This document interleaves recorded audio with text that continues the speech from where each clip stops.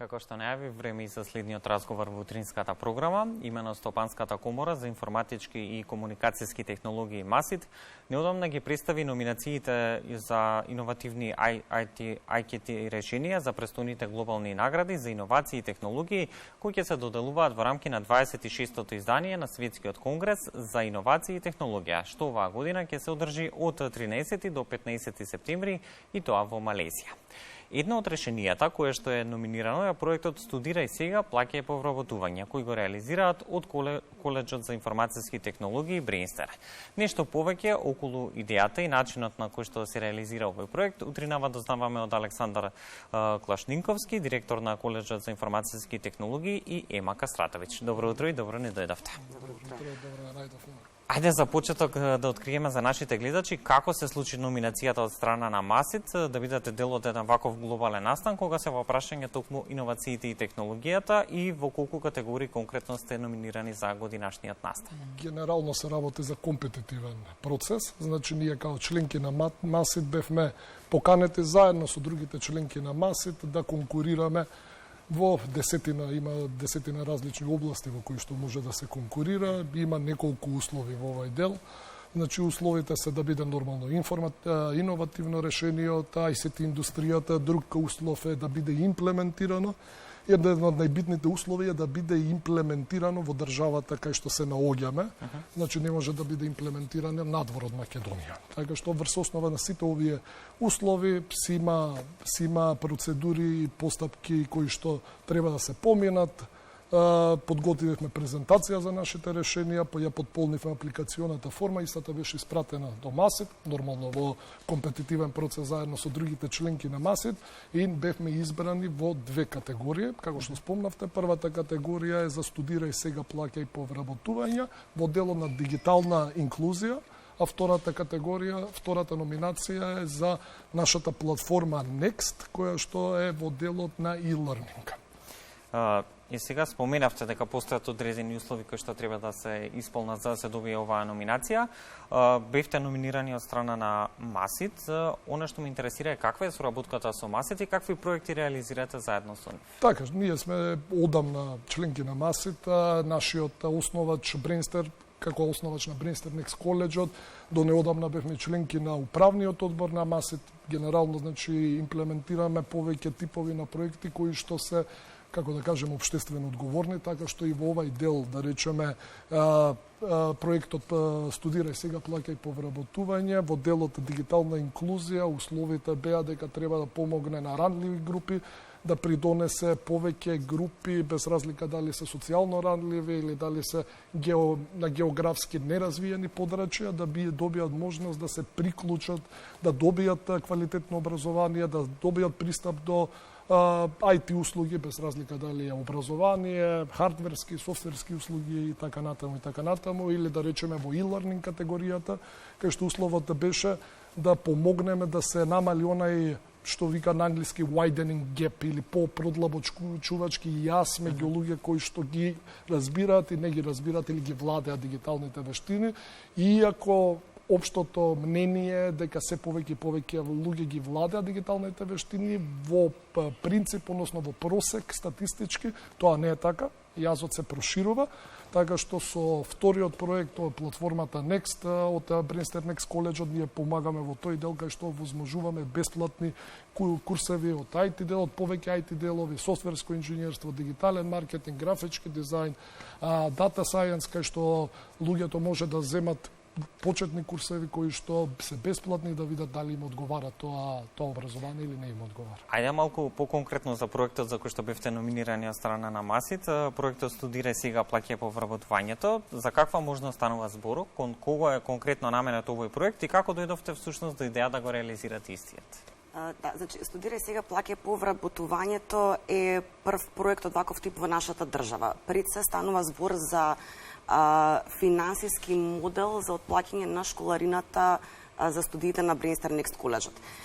Зошто е уникатен? Во странските држави ваков концепт на отплаќање на школарината е добре дојден и доста познат, но во нашата држава тоа не се применува на ниту еден од факултетите, па дури можеме да кажеме дека не се применува ниту и во регионот. Што е идејата? Идејата е дека преку нашата инвестиција од над 2,5 милиони евра во самата институција, значи во Бренстер Next Коледжот, ние всушност инвестираме во квалитетот на кадарот кој што го произведуваме.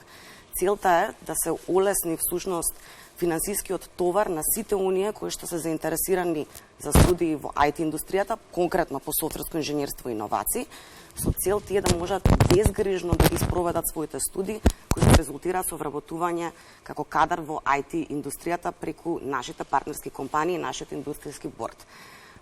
Пред се, значи овој проект е наменет буквално за сите, значи старосна граница тука секако нема и целта е всушност да биде инклузивно и достапно високото образование, особено кога станува збор за квалитетно образование од аспект на техничките науки. Пред се секако е наменет за матурантите кои што се наоѓаат непосредно пред одлуката за избор на високо образование, но секако може да аплицира секој оној кој што има доволно амбиција, љубопитност и желба за знаење и кариера понатаму секако во IT индустријата. Сега, една од целите на коледжот е токму да се работи на едуцирање на кадар, кој што во моментов му недостига на IT пазарот. Каков IT кадар му е потребен на пазарот денес? Многу кратко, со практични вештини. Што значи тоа? Тоа значи дека ние според истражувањата на МАСИТ, чија членка сме, генерално имаме податоци дека секоја година недостасуваат 700, над 700 кадри во IT, односно побарувачката е поголема од понудата за 700, а до податоците се дека до 2023 овај геп или јас ќе биде над 5500 луѓе кои што се повеќе од потребни него што може да произведе нашиот пазар. Ние се вклучуваме во овај дел во однос на, како да кажеме, во наводници производството на ваков кадар, меѓутоа што е многу побитно, ние ќе се фокусираме на студентите да се здобијат со практични вештини. Што би значило тоа? Тоа би значило дека за време на нивните студии повеќе фокус ќе се обрне на практичното, него на теоретското, се со цел по завршувањето на онај 3-годишен циклус на додипломски студии, они да може да почнат со работа веднаш, ако не и пред завршувањето на студиите, за да немаат обврска компаниите по дипломирањето дополнително да инвестираат во тренинг и обука и со тоа да се одложи почетокот, практичниот почеток со работа на кадрите. Моделот кој што го предвидувате, го применувате, всушност предвидува една задолжителна проверка на компетенциите и способноста на студентите пред нивното запишување, и тоа во форма на тестирање. Зашто точно станува збор? Да, значи всушност самиот финансиски модел Студирај сега, плаќај по вработувањето, ние го правиме достапен и овозможуваме достапно и квалитетно високо образование, но за возврат секако бараме и квалитетни и амбициозни студенти. Токму затоа ова не е непознат концепт, значи оние кои што аплицираат за упис на коледжот, воедно треба да поминат незен тест на компетенции, станува збор за IQ и логички тест, кој што има 40 прашања, трае 45 минути, е достапен онлайн на нашата платформа, каде што тие ќе можат да аплицираат. Следниот чекор секако е спроведување на интервју со комисија од коледжот, со цел да го процениме нели капацитетот и амбициите дополнително на кандидатот и нормално последниот чекор е секако и упис на самиот коледж. Ова на нас на еден начин ние го покажува квалитетот на нашите идни студенти и колку голем потенцијал имаат тие за ние да им овозможиме нели преку практично и апликативно знаење да стигнат до нивната кариера од иднината. Споминавте фокусот ќе биде ставен на праксата, на практичниот дел од наставата. Колку македонските студенти ги имаат потребните вештини по завршување на студиите од областа конкретно на IT секторот? Што вели искуството? Искуството вели дека иако, да речеме, традиционалните факултети, особено финки, овозможуваат модели на пракси, имајќи го во предвид огромниот број на студенти, не сите имаат можност да се здобијат со практични знаења пред завршување на факултетот и многу често тоа зависи од проактивноста на самите студенти. Што е нашата цел? Нашата цел е да формираме систем кај што нема, мислам, добре дојдена е секојаш проактивноста на студентите, меѓутоа целта на овој систем е дека секој што ќе помине низ ова образование ќе се стекне со практично образование за тек на студиите, со пракси за тек на студиите, се со цел здобивање, како што кажав, со овие практични работа на реални проекти за време на студирањето, се со цел здобивање на овие на практични знаења за да може уште на старт или пред старт да добие впечаток како изгледа онај вистински бизнис свет, како изгледа да се работи на реални проекти, на реални таскови и да може да се почне веднаш со практична работа по дипломирањето, практично и пред дипломирањето. И сега, според една анализа на Масит, дури 75% од компаниите од IT секторот најчесто имаат проблем со наоѓање на квалификувана работна сила, а токму овој предизвик се вбројува во меѓу главните во работењето, што представува и бариера за извоз на услуги, но и на производи. Колку од друга страна компаниите од IT секторот се расположени активно да се вклучат во образованието на студентите во овие насоки и како може да се реши проблемот со недостиг на кадри токму во овој сектор?